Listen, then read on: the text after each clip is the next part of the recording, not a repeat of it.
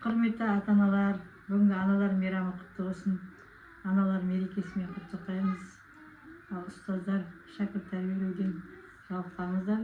Сол дастарханға әдемі кексімізді дайындаймыз. Аяла екеуміз. Кекс дайындау үшін жұмыртқа керек және шекер керек. Жұмыртқа саламыз.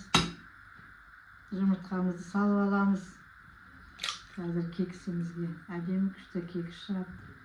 Шай ішеміз, мерекелік дастарханға арналған жұмыртқамызды дайындаймыз. Сал.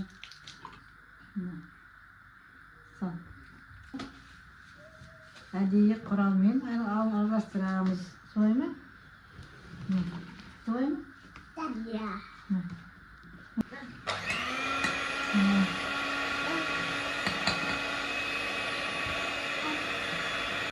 Келесі шекерімізді салып араластырамыз. Тағы да.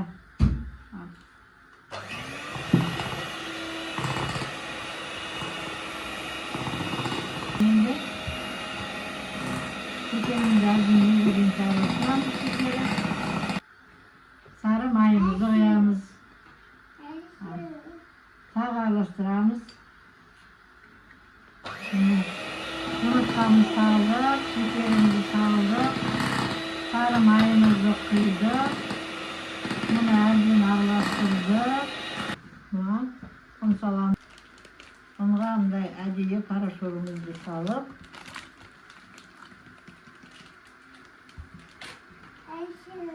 ванилин саламыз. Ұнға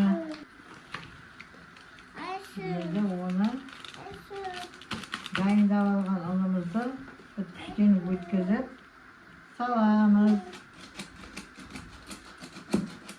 Ұнымызды салдық, енді араластырамыз.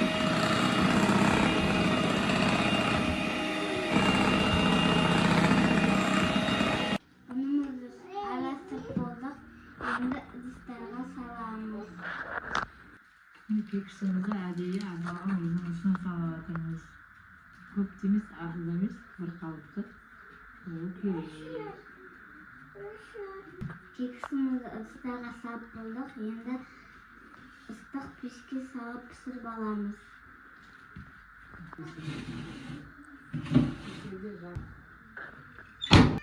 Кексіміз дайын, енді крем жасаймыз.